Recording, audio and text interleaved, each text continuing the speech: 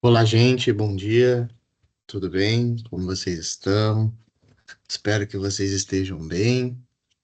Estamos aqui hoje para mais um encontro da nossa monitoria.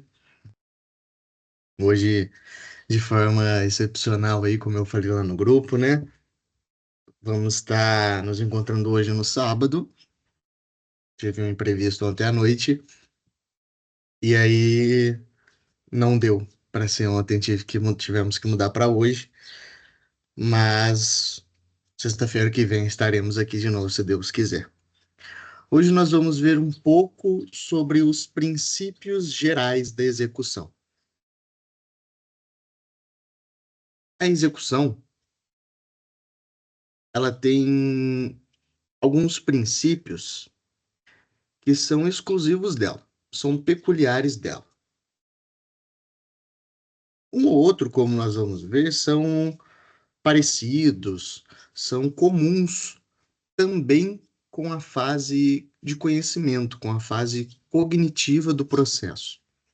Porém, na sua maioria estarrecedora, os princípios de execução são exclusivos da execução, são peculiares apenas à execução, à parte executiva do processo, tanto à fase de cumprimento de sentença, quanto aos processos de execução extrajudicial. Ok?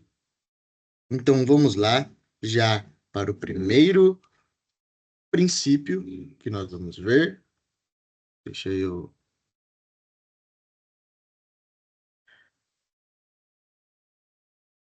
princípio da autonomia do processo de execução tradicional. Só se fala na independência, na autonomia do processo de execução, quando este processo estiver pautado apenas em um título extrajudicial, ou quando for um título judicial, porém for uma sentença arbitral, ou uma sentença estrangeira, ou uma sentença penal condenatória. Ok? Apenas nessas situações é que se formarão os processos de execução autônomos. Caso contrário, não for uma dessas situações, nas outras situações, haverá apenas uma mera fase de cumprimento de sentença, porque será uma execução de um título judicial proferido por um juízo comum, seja ele um juízo estadual ou um juízo federal,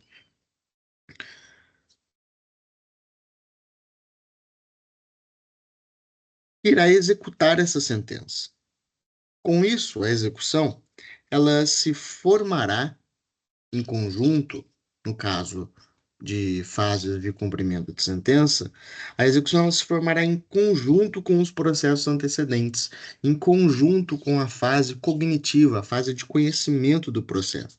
Nesse caso, serão processos denominados sincréticos. Então, em resumo,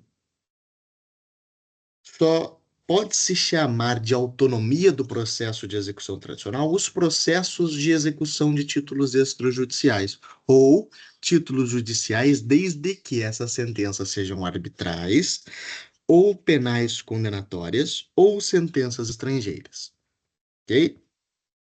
Basicamente, é isso que fala esse princípio, o princípio da autonomia do processo de execução tradicional. O próximo princípio é o princípio da patrimonialidade, que, em resumo, diz que a execução sempre terá caráter patrimonial. Esse princípio da patrimonialidade, ele também pode ser chamado do princípio de que, entre aspas, toda execução é real. Vamos entender um pouco desse princípio. Para a gente entender um pouco desse princípio, a gente precisa citar o artigo 789 do Código de Processo Civil. Esse artigo ele determina que o devedor ele responde por suas obrigações apenas com os seus bens e não com a sua pessoa, ok? Já houve um tempo em que a pessoa do devedor ela sofria com o pagamento da dívida, não sendo mais possível hoje em dia a coação física de ninguém, exceto do devedor de alimentos. O devedor de alimentos é tratado de uma forma um pouco diferente pelo legislador.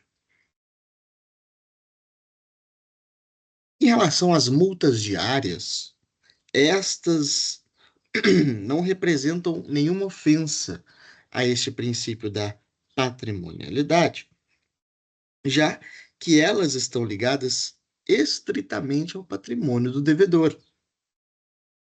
Irá pagar uma multa em pecúnia, ou seja, em dinheiro, ou seja, tratando-se de dinheiro, está ligado diretamente ao patrimônio do credor. Por isso que as multas diárias não representam uma ofensa a este princípio da execução. Lembrando também que esse princípio ele não atinge a totalidade do fenômeno executivo em razão do princípio da efetividade, que é um outro princípio que nós vamos ver mais para frente aqui também nessa aula. Um exemplo que está de acordo com o princípio da patrimonialidade, que não atinge esse princípio, porque, como eu disse, o legislador ele prevê um tratamento diferente ao devedor de alimentos, é que na execução de alimentos, o devedor de alimentos ele pode ser preso civilmente. A única prisão civil prevista, a única prisão civil prevista no ordenamento jurídico pátrio é em caso de execução de alimentos. O devedor de alimentos ele pode ser preso, ele pode ter a sua liberdade restrita, privada, por conta da sua dívida a título de alimentos. Ok? Então, em resumo, como eu disse no começo, a execução ela sempre terá caráter patrimonial, exceto a execução de alimentos. Como eu disse, é permitida pelo legislador a prisão civil do devedor. O próximo princípio é o princípio do exato adimplemento. Para a gente entender esse princípio, nós temos que entender qual é o objetivo da execução. A execução nada mais é do que a busca do cumprimento da obrigação. O objetivo da execução, então, é fazer com que o credor ele tenha a mesma vantagem ou utilidade que ele teria, isso no caso do princípio do exato adimplemento, se a obrigação tivesse sido voluntariamente cumprida pelo credor.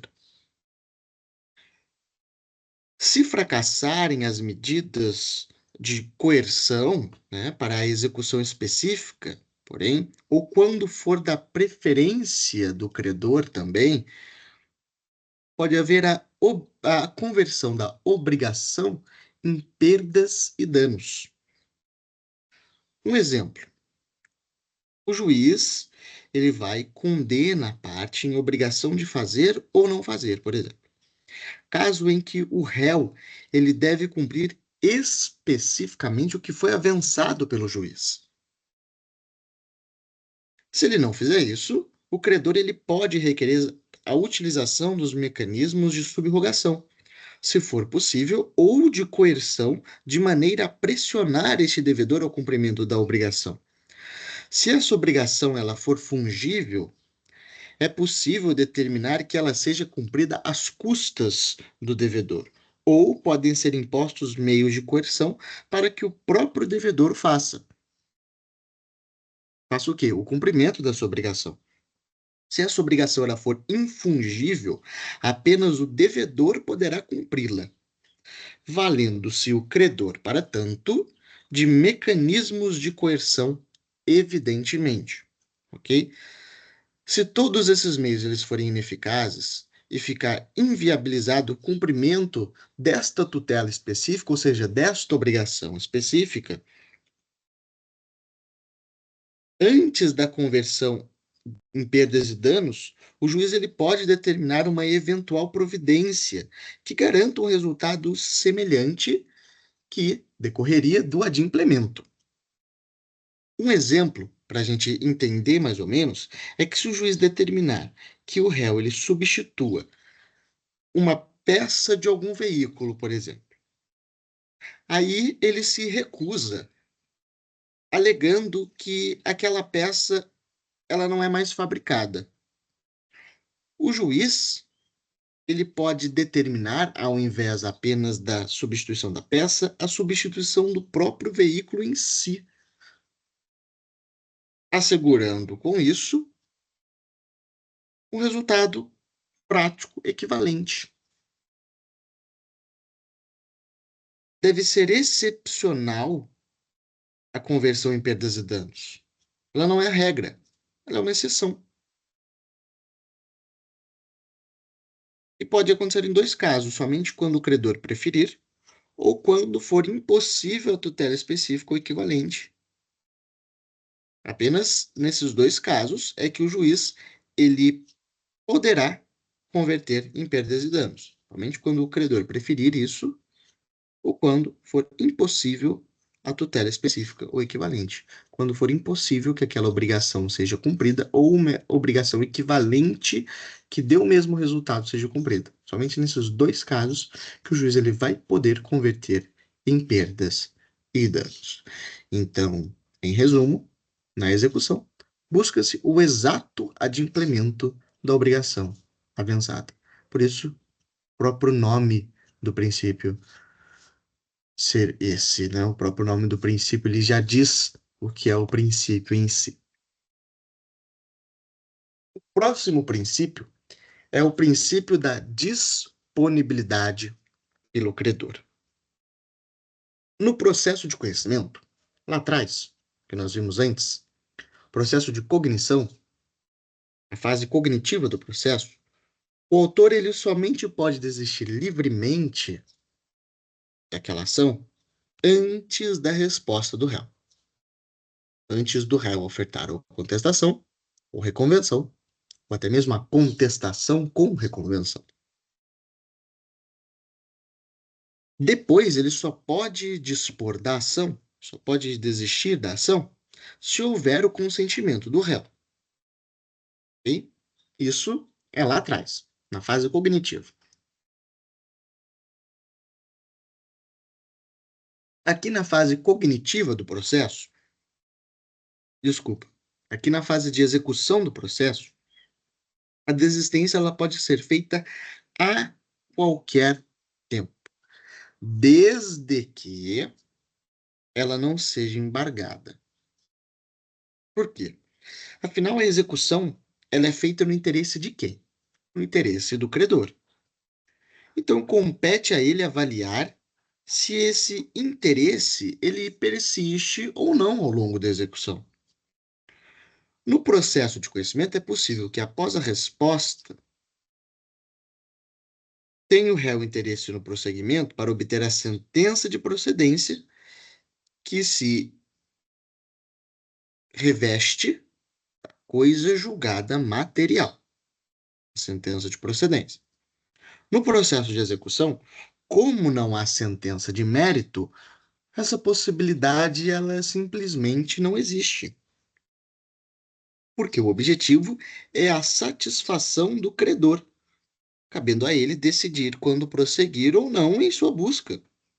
A desistência do credor ela pode abranger toda a execução, ou ela pode abranger apenas algumas medidas executivas, como, por exemplo, a penhora sobre certo bem. Então, ele pode desistir tanto da execução completa quanto apenas de algumas medidas, como, por exemplo, a penhora de algum bem. Ele pode simplesmente desistir daquela penhora sobre certo bem. Então, em resumo, o credor ele pode a qualquer tempo desistir da ação, porque a execução ela é baseada no interesse do credor em ter ou não satisfeita aquela obrigação. O próximo princípio que a gente vai ver é o princípio da utilidade. A execução, ela só tem uma justificativa, ela só é útil se trouxer alguma vantagem para o credor, porque a execução é toda baseada nos interesses do credor.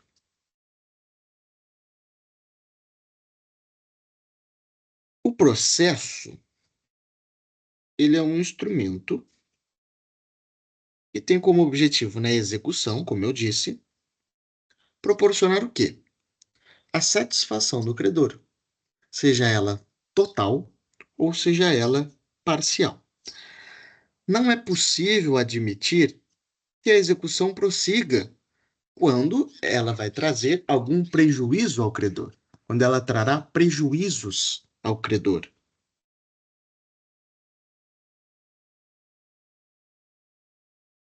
Sem reverter ganhos para este.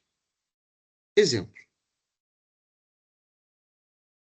se for constatado um bem é penhorado, vamos lá, um bem é penhorado. Se for constatado que o valor deste bem penhorado ele vai ser inteiramente utilizado somente para o pagamento de custos e despesas da execução, não se justifica a existência do processo executivo, porque a obrigação do credor ela não vai ser satisfeita. O valor daquele bem que foi penhorado não vai ser revertido ao credor, mas sim ao processo, para o pagamento das custas, de tudo as despesas daquela execução.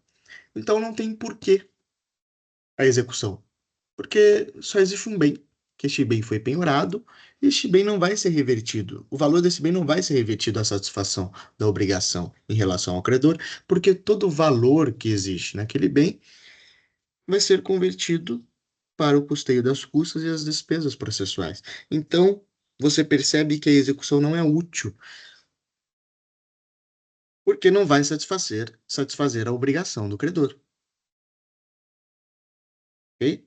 Então, em resumo, não vai haver execução, não se executará patrimônio que não seja útil à execução, à satisfação da obrigação pelo credor. Ok? O próximo princípio é o chamado princípio da menor onerosidade.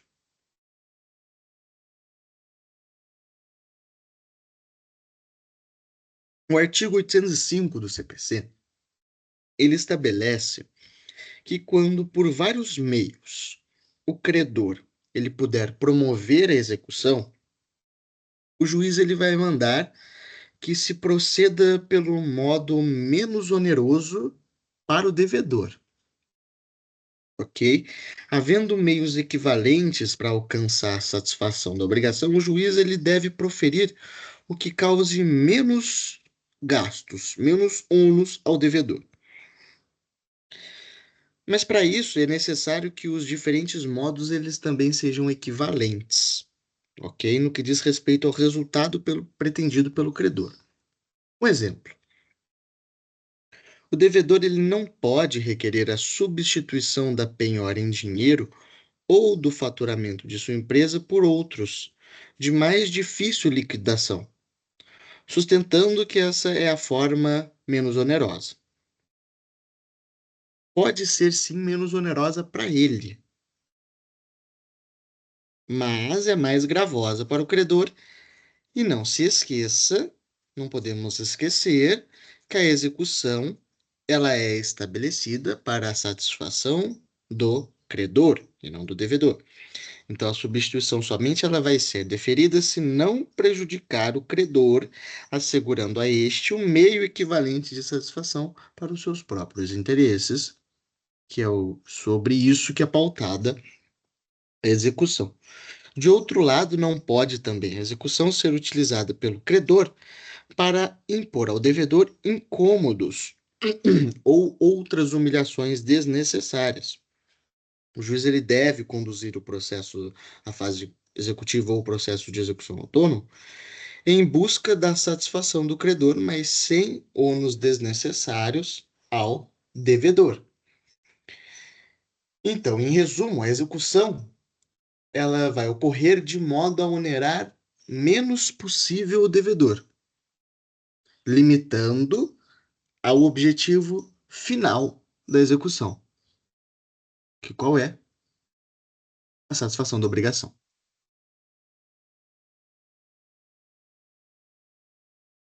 O próximo princípio é o princípio do contraditório. O princípio do contraditório é um princípio típico da fase de conhecimento. Está aí um princípio comum dessas duas fases, desses dois processos, tanto do processo de cognição quanto dos processos de execução, sejam eles processos sincréticos ou processos autônomos de execução. Muito se discutiu já sobre a aplicação deste princípio aqui na fase de execução, nos processos executivos, já que o devedor ele não tem a oportunidade de contestar aquele pedido inicial. Isso acabou levando, a princípio, uma parte da doutrina a se manifestar pela inexistência do contraditório na execução, sob o argumento de que o juiz ele não ouve as ponderações das duas partes, mas somente se limita a determinar as providências necessárias para o cumprimento do que consta no título executivo, ou seja, ele extrajudicial ou judicial.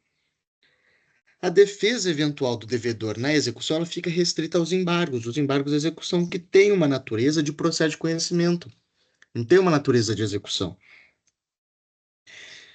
Não existindo, então, na execução, atos destinados à formação do convencimento do juiz.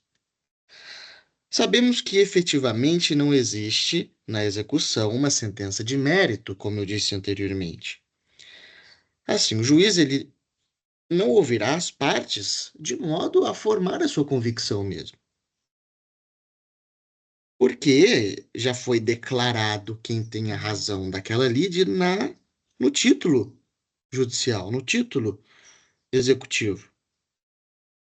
Nesse tipo de procedimento, na execução, se parte do pressuposto de que quem tem razão é aquele, então, que está munido do título executivo. Porque é este documento que vai assegurar a certeza e a exigibilidade do direito dele, do direito de quem está munido, do direito de quem tem razão.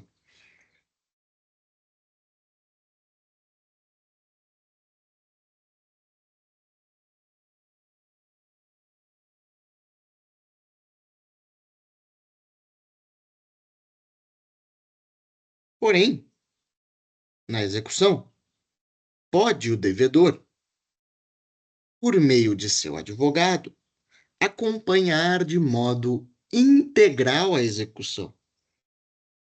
Ele tem o direito de ser ouvido a respeito de todos os incidentes que ocorrerem na execução. Portanto, é aí que mora a existência do princípio do contraditório na fase de execução. Então, em que pese ser o contraditório típico da fase cognitiva, ele também ocorre na fase da execução, nos processos de execução, exatamente neste ponto. No ponto de que o devedor, o executado, ele pode acompanhar o processo por meio de seu advogado, de modo integral, e deve também ser ouvido a respeito de todos os incidentes que ocorrerem. Aí que mora a existência do princípio do contraditório na execução.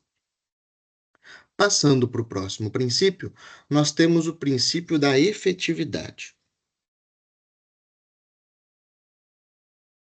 O direito fundamental à tutela executiva, ou seja, tutela do Estado, garante que uma decisão judicial não só reconheça o direito, mas também o faça cumprir de maneira efetiva. Por isso esse nome. Isso significa que o processo executivo ele deve funcionar de modo que garanta resultados práticos e resultados eficientes. Três pontos principais devem ser destacados neste princípio da efetividade. O primeiro deles é a interpretação das normas. As regras que regulam a execução, elas devem ser interpretadas de forma a buscar a maior eficácia possível, a maior efetividade possível, visando a garantir que o direito ele seja cumprido de maneira real, de maneira concreta. O segundo ponto é a proporcionalidade, que o juiz ele pode deixar de aplicar uma norma que limite os meios executivos quando essa limitação não se justificar com base na proteção de outro direito fundamental. E o terceiro ponto é o papel do juiz na execução. O juiz ele tem o dever de adotar todas as medidas necessárias para assegurar a execução completa, a execução total, utilizando os meios que forem necessários para garantir a efetividade daquele direito. Então, em resumo, o direito à tutela executiva exige que o processo de execução seja eficiente, proporcionando o cumprimento efetivo da decisão judicial. Ou seja, o credor tem direito de ter o seu crédito satisfeito com a ajuda do Estado. E esse Estado deve se portar, deve se comportar de uma maneira efetiva para o cumprimento total daquela obrigação, para que tenha completa a tutela executiva. O próximo princípio é o princípio da tipicidade. O princípio da tipicidade, em resumo, traz que os mecanismos executivos eles estão previstos em lei. Desenvolvendo mais esse princípio, nós temos a ideia que a ideia inicial era aquela segundo o qual o juiz ele só poderia proceder à execução valendo de meios executivos que estivessem previstos em lei. Hoje, o princípio da tipicidade ele vem cedendo um certo espaço ao chamado princípio da concentração dos poderes de execução do juiz. Este princípio quer dizer que existe uma espécie de poder geral de efetivação, que permite ao juiz se valer dos métodos executivos, dos mecanismos executivos que ele considerar mais adequado àquele caso concreto. No Brasil, não tem previsão expressa que garante a atipicidade dos meios executivos na efetivação das obrigações de fazer, não fazer e dar coisa distinta de dinheiro. É o artigo 536 do Código de Processo Civil que consagra o mencionado poder geral de efetivação. E isso está intimamente ligado ao direito de cada um de receber do judiciário uma prestação efetiva. Então, hoje, no Brasil, o princípio da tipicidade, que é o fato de que os mecanismos executivos estão previstos em lei, ele vem cedendo espaço a outro princípio, que é o princípio do juiz analisar o caso concreto e ver qual é o melhor mecanismo executivo para ser utilizado naquele processo para garantir a satisfação do credor. Próximo princípio é o princípio da boa-fé processual. É outro princípio comum com a fase de conhecimento. O processo de conhecimento conta-se também com a boa-fé aqui na execução. Por ser a execução um dos ambientes processuais mais propícios à fraude, a meios fraudulentos, é que consiste aqui na execução um campo extremamente fértil para a aplicação desse princípio da boa-fé. O princípio da boa-fé em si é o mesmo aplicado na fase de conhecimento. Então não tem por que a gente ficar rebatendo, né, no conceito do princípio de boa-fé, mas eu trouxe a leitura do artigo 77 do Código de Processo Civil, que define o que é a boa-fé processual. Trouxe ele para a gente fazer a leitura apenas para a gente refrescar, apenas para refrescarmos a nossa memória em relação ao conceito da boa-fé processual. O artigo 77 ele diz que, além de outros previstos neste Código, são deveres das partes, de seus procuradores e de todos aqueles que de qualquer forma participarem do processo, inciso 1, expor os fatos em juízo conforme a verdade. 2. Não formular pretensão ou de apresentar defesa quando cientes de que não são destituídos de fundamento, de que são destituídos de fundamento, desculpa. 3. Não produzir provas e não praticar atos inúteis ou desnecessários à declaração ou à defesa do direito. 4. Cumprir com exatidão as decisões jurisdicionais de natureza provisória ou final e não criar embaraços à sua efetivação. 5. Declinar, no primeiro momento que lhes couber falar nos autos, o endereço residencial ou profissional onde receberão intimações, atualizando essa informação sempre que ocorrer qualquer modificação temporária ou definitiva. Não praticar inovação ilegal no estado de fato de bem ou direito litigioso. E 7. Informar e manter atualizados os seus dados cadastrais perante os órgãos do Poder Judiciário e, no caso do parágrafo 6º do artigo 246 deste Código da Administração Tributária, para recebimento de citações e intimações. Ok?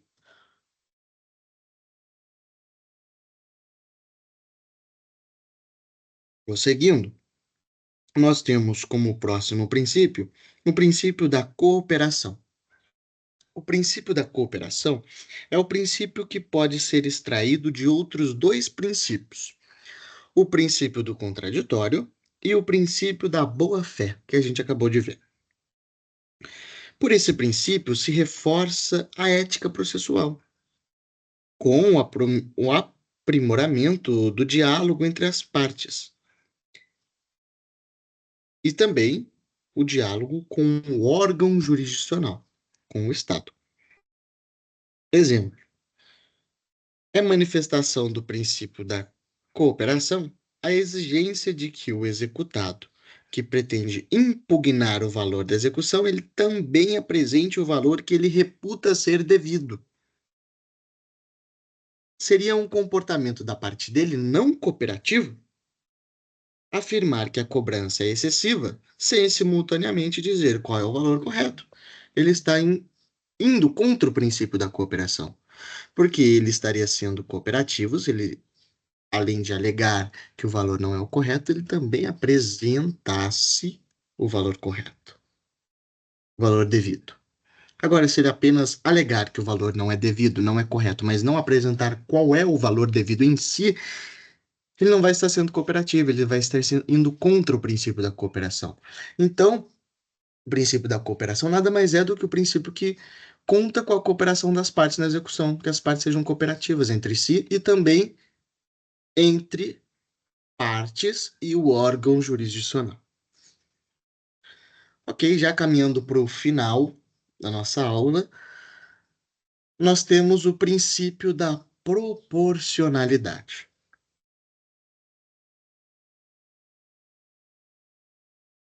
Nós sabemos que na execução, além de ser um ambiente propício a fraudes, como nós vimos em um dos princípios anteriores, mais especificamente o princípio da boa-fé, nós também sabemos que a execução é um ambiente propício para o surgimento dos conflitos entre os princípios.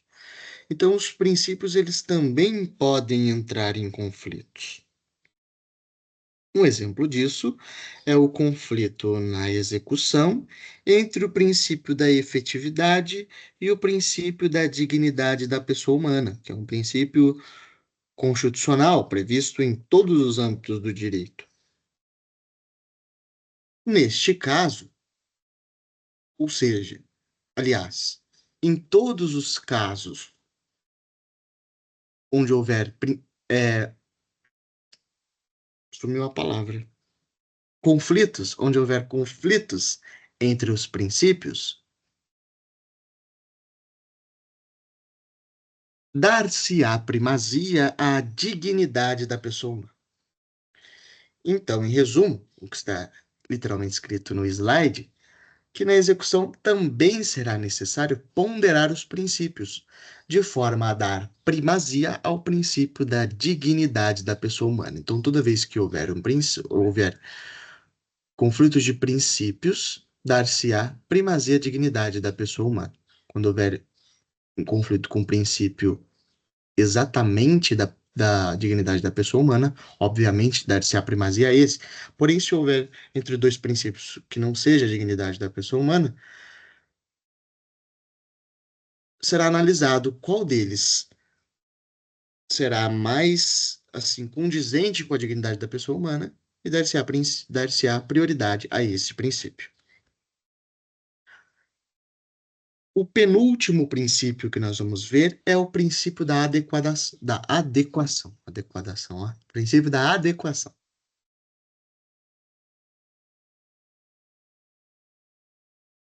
É por meio deste princípio que o órgão jurisdicional ele vai identificar a medida executiva adequada para as peculiaridades daquele caso concreto e vai proceder assim à adequação jurisdicional das regras processuais.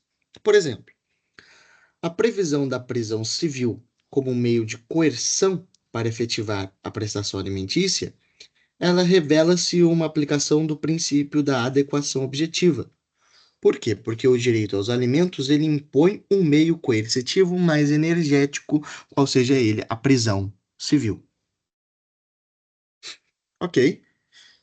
Então, em resumo, na execução, os ritos, as técnicas, os métodos coercitivos, os métodos de execução, eles serão adequados em relação ao caso concreto.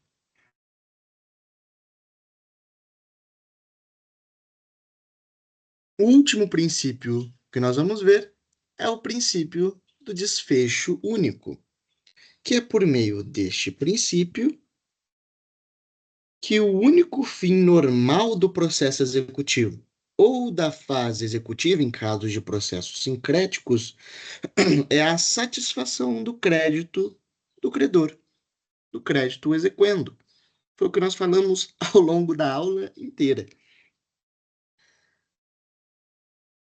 Lembrando também que se a execução ela tiver um desfecho injusto, que é o caso da não existência da dívida, por exemplo, sempre é possível ao devedor pleitear em face do credor a repetição do que foi pago indevidamente, ou seja, a repetição indébita, já que a sentença executiva ela não está acobertada pela coisa julgada material, apenas pela coisa julgada formal. Então, o que se busca na execução, o desfecho único do processo, é a satisfação do crédito. Enfim, é isso. Terminamos a nossa revisão de hoje. Esses foram os princípios, esses são os princípios exclusivos da execução, tanto do processo executivo autônomo, quanto da fase executiva de um processo sincrético, da fase de cumprimento de sentença. Alguns, como nós vimos, são princípios comuns, outros, a sua maioria estarrecedora, são princípios exclusivos da fase de execução ou do processo de execução, né, da execução em si. Então, eu acho que a gente deu para dar uma boa recapitulada aí nos princípios, uma boa revisão nos princípios. Eu espero que tenha sido uma aula boa, uma aula produtiva para vocês. Agradeço por assistirem, por acompanharem as monitorias. Novamente digo que estou aqui à disposição para o que vocês precisarem, para estudos para a faculdade, para outras matérias também, além de processo civil, obviamente com exclusividade em processo civil, né? Eu e o Richard, mas também estamos disponíveis para outras matérias, estamos disponíveis para ajudar no que vocês precisarem da faculdade, da preparação para a OAB. E é isso. Desejo a vocês bons estudos, um bom fim de semana, uma boa semana e contem conosco para o que vocês precisarem, tá bom? É isso, um abraço, tchau, tchau. Fiquem com Deus.